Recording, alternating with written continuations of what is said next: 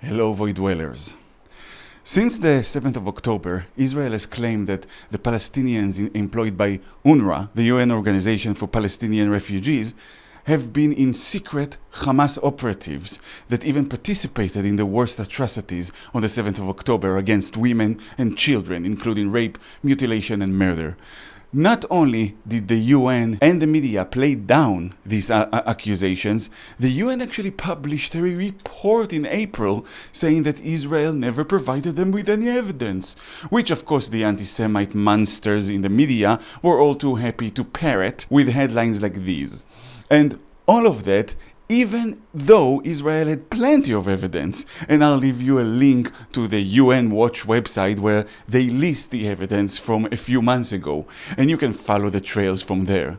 It will tell you of how UNRWA teachers participated in the atrocities, how UNRWA's facilities were used to hide weapons and ammunition, how UNRWA people are stealing aid from the population and give it to Hamas. And there was even a video of an UNRWA teacher driving back from Gaza displaying the identification card he took from an Israeli he murdered. And that's a teacher. Imagine what he teaches the kids.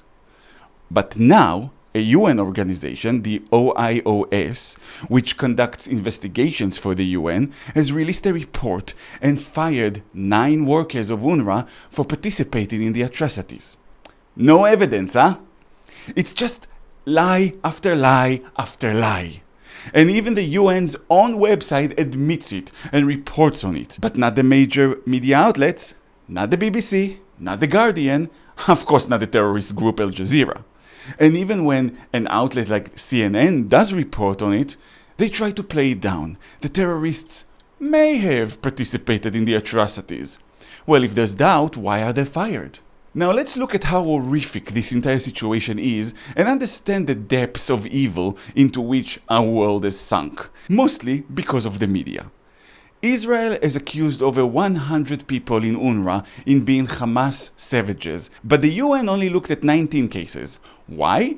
To minimize the possibility that they'll actually find something. And in one case of the 19, they said they found no evidence. In another 9, they said they did find evidence, but it wasn't conclusive. Unfortunately for them, the evidence was so overwhelming in the remainder 9 cases, they couldn't just bury them without exposing themselves as the evil neo-Nazis that they are. So they fired the men. Fired. Not persecuted, fired. And the media is ignoring it. And the anti-Semites who saw it on social media immediately did the regular anti-Semitic thing and tried to distract by saying, well, Jews are evil, they're doing this and that.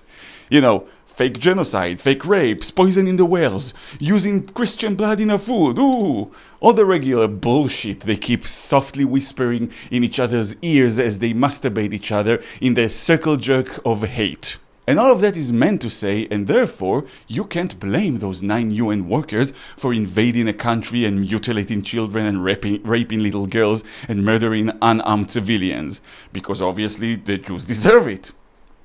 Those children who were burned alive totally deserved it. In one family home after the atrocities, the team found 2 teenage girls, 14 and 16, sisters, both naked, both with signs of sexual abuse and physical abuse, both dead. They deserved it because Jews are evil. Ariel Bibas, who celebrates his 5th birthday today in the hands of the savages who took him hostage, deserves it because the Jews are bad. If you don't feel sick to your stomach right now, you are part of the problem. And think about those 9 savages being just fired. If you heard about a UN worker attacking children, which happens from time to time, you'd want them persecuted, right? Not just fired.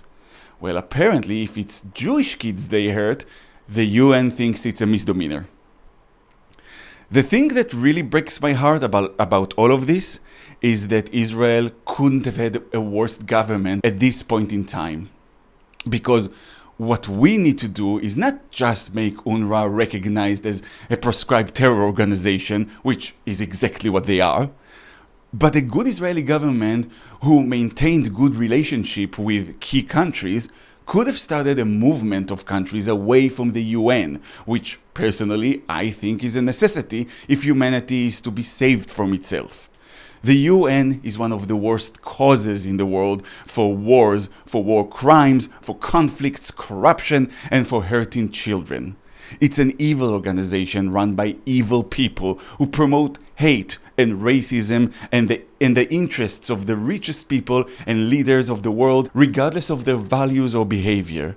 And they do it all in the guise of charity and morality.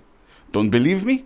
Think about the fact that countries like China, Russia, Iran, and fucking North Korea sit on the Human Rights Council. If that alone doesn't show you who and what the UN is, you are too dumb for my channel and you should get the fuck out right now. Find some cringe TikToker that dances and screams like a moron. That's more in line of what you can handle. But the current Israeli government is the most corrupted, insane, stupid, and incompetent in the history of the country. I am actually scared for Israel, but not because of the millions of morons and haters from the outside. They're nothing new. We've already proven repeatedly that if we put our minds to it, we can handle morons, even when there are millions of them and just a few of us. No, they are not a threat. It's the morons from within that are the threat. Not only do they not seize any opportunities when they present themselves, they actually make it harder and harder to have opportunities. So until Israel is rid of Netanyahu and his gang of idiot hyenas that he calls a government, I do not believe the situation could become better on any front.